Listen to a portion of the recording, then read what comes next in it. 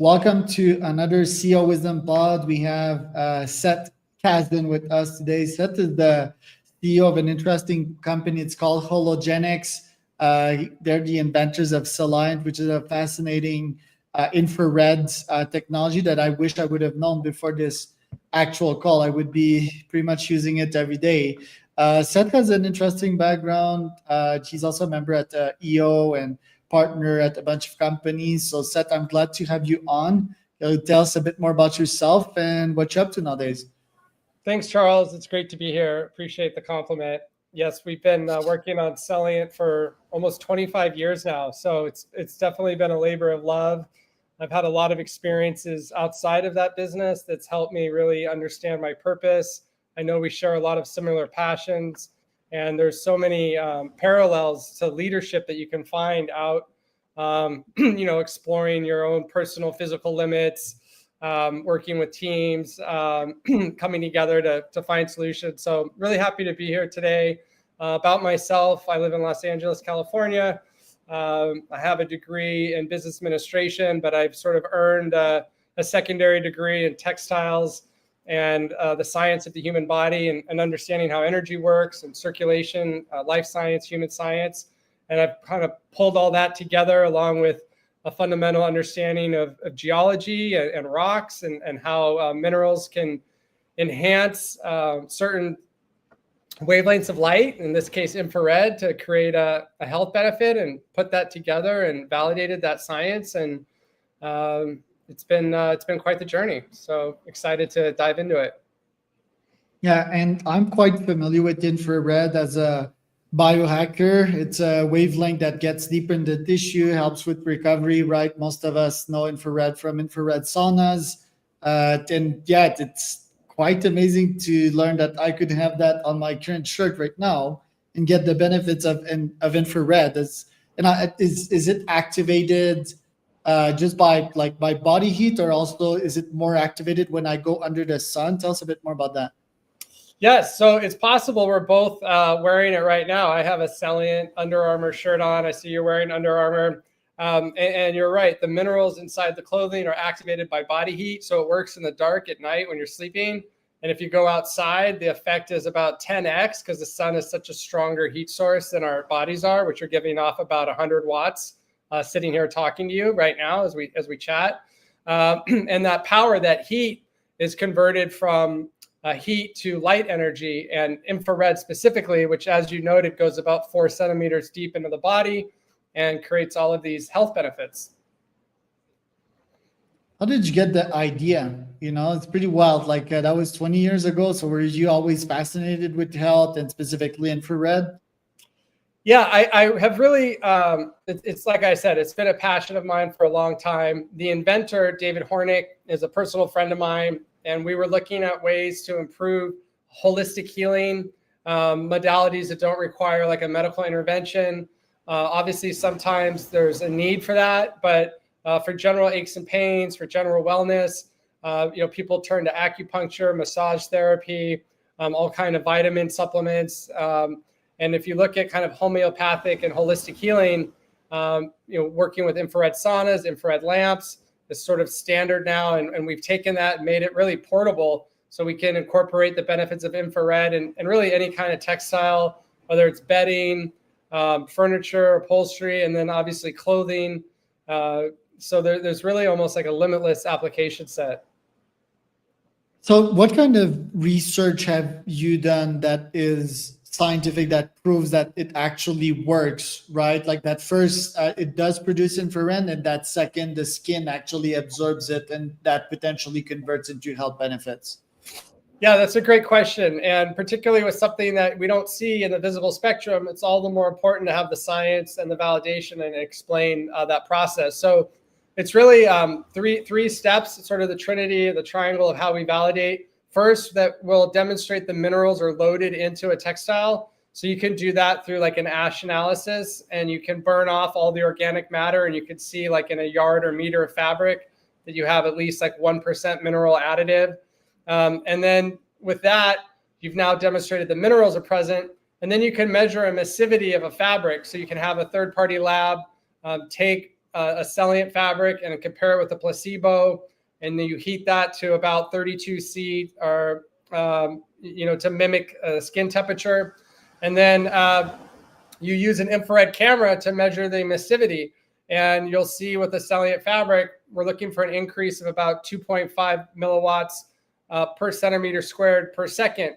So then when you multiply that by the surface that's being covered and by time, it really starts to become meaningful. So about 22 hours in Celliant clothing and sleeping on a Celliant bed is equivalent of about 15 to 20 minutes in a sauna without feeling overheated and like you're sweating because it's a much lower intensity. And then the clinical validation of that, infrared is pretty well established, but what we've done with our products, our largest studies on around 150 people, and we're looking at tissue oxygen levels, and we see an average of about 8% across the majority of people that are part of that test. So when you see an increase of tissue oxygen, you know that circulation's increased, and then when you increase circulation, you have all these other benefits around performance, around recovery, around sleep. We have 10 published studies now, and we're an FDA medical device and general wellness product. That's just fascinating. Under Armour, is that the main way I can try Celliant right now? This shirt is probably not Under Armour. I think your collab with Under Armour precisely was UA Rush, right? That's the way I should try the shirt. Yes, they have. Under Armour is one of our more high-profile brand partners. We also work with KT Tape, Defend, Duluth. There's about 65 global brand partners. Decathlon, outside of the U.S., is one of the largest sports retailers. And the Rush line is certainly the premier Under Armour line that features Celliant. And they also now have a line called Vanish as well.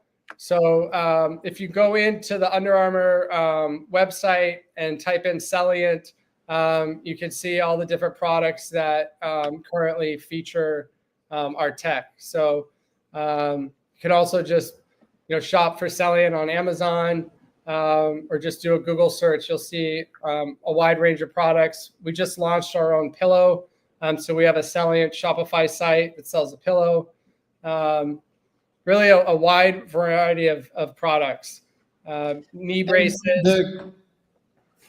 The cold gear, is it a similar technology and heat gear? Because I've tried those. So those are similar in some respects. That's not necessarily always have Celliant in them. There are using infrared minerals in some of those, just not necessarily ours. Okay, interesting. And why is there new technology in the everyday clothes? To an early user like me, an early adopter, it's pretty logical that, or the clothes that we wear on a daily basis should provide an additional benefit to just covering us, right? Why is there few technology additional benefits that we could get while wearing a shirt, for example? Yeah, that's a great question. And I think honestly, Charles, we're a little ahead of the curve and in terms of being in the forefront of innovation. And typically consumers think of clothing either as fashion first or function first, depending on the use case. And then if you're looking at it for function, you're usually looking at the material characteristics of the shirt. So you're looking at, is it manage moisture? Does it have breathability? Does it have stretch? And what we're really trying to do with Celliant is shift that paradigm. So instead of looking at what the shirt's doing mechanically, looking at what it does for your body, physiology, from a physiological perspective. And that really, I think, is where the paradigm is shifting, so that as consumers are more educated and they realize that something as simple and as necessary as a shirt can actually impact their health and wellness, I think we'll see a fundamental expansion of all types of technologies. The validation is challenging, and the user perception isn't always there because it's a subtle effect, but it's something that provides lasting benefits when used over time. And who's your ICP ultimately? Well, I mean, not your ICP, but who would be the user of UA Rush? Is it mostly athletes? Is it biohackers? Who are these adopters that are actually seeking something more than just shirt coverage? I think certainly with a brand like Under Armour, it's the pinnacle athletes that are really looking for any kind of edge, because as you become more and more elite in your field, micro improvements become more significant. And so, having people like Tom Brady talk about how he uses infrared and the importance that he sees for it in his routine, that was certainly how we launched our program with Under Armour, and along with Steph Curry. The Rush line was really capsule for athletes. And then as biohacking has gained and exploded in popularity, the biohackers understand the value of infrared, and there isn't really an education there that has to take place. They have an understanding because a lot of people just frankly, 10 years ago didn't really know what infrared was or is, or were using it. And now, pretty much most casual consumers have heard of infrared or know somebody that's used a sauna if they haven't. And so you're really seeing that adoption explode across, a wider group. And, another thing that's interesting is they're learning that grip strength is tied to longevity, and biohackers are kind of promoting that type of marker. And we have 2 published studies showing that we increase grip strength. So that's, I think, really interesting, and will appeal to a lot of consumers and people in that space. Silly question. If I order it in black, will it attract more infrared or UV from the sun? It's not a silly question. Yeah, it's all tied to heat. So the hotter it is, the more heat. If you're in a hotter climate and you're outside, that's basically a stronger power input. So the more power that's being put in, the stronger amount of infrared you're going to get out. And the circulation is going to help maintain your optimal temperature. So if you're in a really hot environment and you're generating a lot of infrared, your body would increase circulation to help cool itself. And so you're going to help cool yourself faster. And if you're in a cold environment, you increase circulation to help warm yourself. So increasing circulation is the body's way of regulating its temperature. And that's key to our health and comfort. So whatever your environment is, when you boost circulation, it's going to help bring your body into balance. Got it. The Steph Curry partnership and the Tom Brady shout out, has it always been that way in the 20 years you've been running the company, or has it recently exploded? Well, that was really, because of our Under Armour partnership. We've had certain relationships over the years. Ben Johnson, the sprinter, had his own collection with Puma at the London Games, 2012. We've been in Reebok with Peyton Manning, and that was a ZigTech collection. In Adidas, we had the Energy Golf line. We've been really fortunate to have some great brand partnerships that have leveraged the value of Celliant. Interesting. And how do you actually get to reach out to these folks? Do they reach out to you, or how do you get a Tom Brady to promote what you have done? Yeah, it really depends on the relationship and what what the circumstance is. We've spent a lot of time promoting ourselves and going to trade shows and creating visibility for ourselves, and that's allowed people that are looking for an edge to find us and reach out to us. So it's a little bit of both. The UA Rush, does it have only your technology, Celliant, or all included, or heat gear? Do I have to select heat gear or cold gear? And what would be beneficial for me as an ultra athlete? Let's say I'm doing 110K in Brazil in about a month from now. Would it actually be a good add-on to my stack? Yeah. So when you're speaking about Under Armour specifically, under the product DNA, it'll say powered by Celliant if it has Celliant in it. Or like I said, if you just search Celliant on the website, you can be sure that it has it. And yeah, for an ultra long distance race like that, the other thing I would suggest are the socks. The socks that we have, they're not with Under Armour. They're on our Amazon store. But those will help keep your feet dry, help keep it from swelling. And if you're dry, then you're not going to have issues with blisters. The socks for a race like that are probably the most critical piece of gear. So I would say at a bare minimum, have Celliant socks, and then you can go from there. And it would actually give me more energy and or help with recovery in that context? For your feet, absolutely. Yep, your feet will be less sore. Your feet will feel better. And the key there is keeping them dry. We've had people reach out that do ultra eco challenge races, over 3, 4, 5 days, several hundred kilometers, and their feet will swell, if you're a size 10 or a European 40, and it'll go up a couple of sizes over the course of the race to the point that they'll actually carry a second set of shoes. And with our socks, we've had user experience and testimonials where their feet don't swell. They don't need to move up to a larger shoe. You don't have the sweat, which causes the blistering and the odor. So the socks can really give that environment the most noticeable impact. Right. And is it a common misconception that because there's minerals inside, there would be more chafing, which is a huge problem in these ultra races?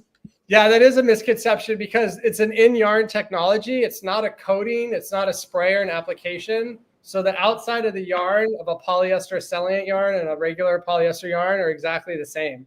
The minerals are added in at the liquid stage, and it's embedded and it's permanent, and they don't leach or wash out. And how complicated is that process? How costly is it? Because if you're approaching an Under Armour and you increase the price of the fabric or the sock or the shirt by 25%, I guess they would be like, it's too expensive. So tell me about the process itself and how it's scalable. Yeah, that's very challenging. And honestly, the first 10 years of our existence were spent in R&D trying to make, commercial runs. The smaller runs would usually work, have some problems, but then when you go to make 10, 20, 50, 100 tons, it would really tax the machinery. And to a manufacturer that's extruding yarns, you're basically adding a contaminant into the system because they're designed with filters and screens to remove and eliminate any particles. And so you're trying to put, in essence, what is dirt into the system through our mineral matrix. And it caused a lot of problems. As you scale and grow and have larger brand partners, the costs get driven down. But cost is always an issue and a challenge for us. And we have to balance that with, if you want innovation, you want real innovation. I mean, you look at the cost of 10 clinical studies. Normal fabric developments don't have any kind of clinical cost component. So it's been a challenge to really lower that price. But over time, if I showed you a graph, of where we started to where we are now, I mean, the price has come down from over $30 a kilo of yarn to, less than $5. But it's still, a technical fiber, and it's still going to cost more than generic materials. Interesting. And yeah, tell me a bit more about, what would be the nature of the deal with these brands? Is it that they pay per kilogram? Is it you share a rev share? What does it look like typically? Yeah, that's a great question. And we've tried different models over the years to see what worked best. Traditionally, in this type of ecosystem, a brand partner or supplier wants to buy the raw material and then go make whatever they want and be done with it. Unfortunately, in our case, that doesn't really work because we have to be responsible for the claim set and the language around marketing. And so we actually have to have a contract with the brand partner that's going to be selling the materials. And then so once you kind of get your arms around that, you have to make sure that the supply chain partners along the way understand that they can't develop and sell this to other parties without our consent and permission.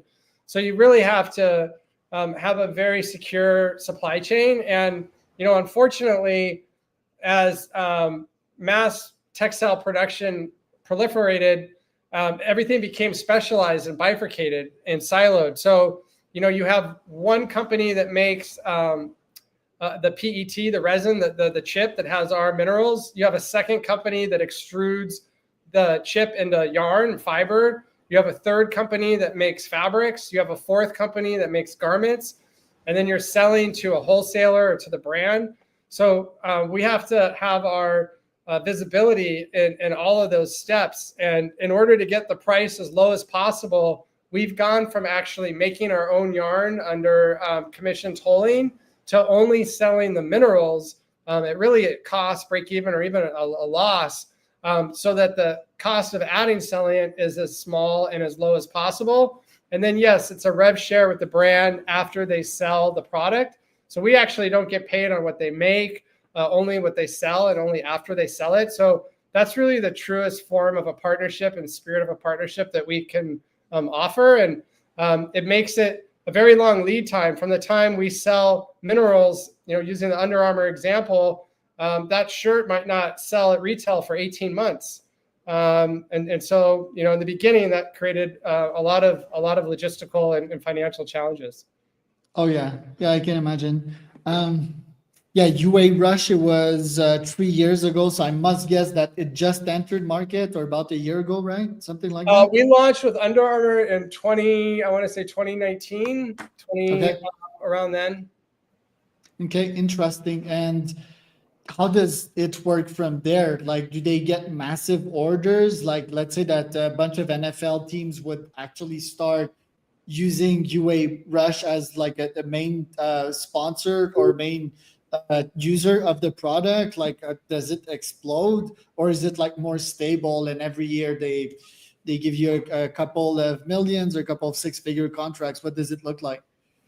It really varies. Like when you're talking about professional athletes, you have in the locker room the head trainer, the head nutritionalist, physical conditioning coach, and they want to have best practices for the team. And then at the same time, you have individual high-level players that have their own medical team, their own staff, and maybe even a little more aggressive in trying new modalities. So we've had cases where a player will bring it into a team and then all of the other players will start using it. We've had cases where a team brings it into the locker room, and it really varies. Our best year is actually during COVID, which is kind of, a paradox, but you think about how many people had all that time, wanted to improve their health, their fitness, and everybody was getting workout gear. So that's actually been our best year ever. Very cool. What does a day in your life looks like? Like, what's your health stack? I'm curious. Yeah, that's something that you can lose track of if you're just so caught up in the company, and then you realize that you're kind of sacrificing your health. So I've really, in the last few months, refocused on myself, my health. I'm going to be attempting to summit Aconcagua in January. Nice. So I'm really excited about that. I've done Kilimanjaro and Vincent Massif in Antarctica. So this will be my third of the 7. So I'm training that. It's a lot of weight training. I wear a Whoop, but it doesn't really even track those kind of workouts because there's no increase in heart rate, but there's a feature to program for weight loading. So I'm doing that. I have a 10-year-old son, so that keeps me really active and busy and on my toes. And then the triathlons, I haven't really had a lot of time for that training lately. And that training doesn't really cross over to mountaineering. So I think for like the next 6 to 8 months, I'm really going to be focused on elevation change, hiking, the weighted backpack. I'm at 40 pounds right now. I want to get up to probably about 55, 60. The diet is a huge part for me. I just did 40 years of Zen, which is Dave Asprey's biohacking 5-day, getting neurofeedback, understanding brainwaves. And that was fantastic. So I have, a vitamin and protocol to help with like brain function. And that's only been a few weeks, but I'm feeling great from that. The quality of the food I eat is really important. Trying not to skip meals. Trying to really block out more time throughout the day for me to take care of myself has really been a priority. Right. Well, thanks so much for showing up today, Seth. Where can people find out more about you? On LinkedIn, we have Instagram, but feel free to reach out to me on LinkedIn and be happy to connect with your followers. And thanks so much for having me. Pleasure. So that was Seth and Charles for another CEO with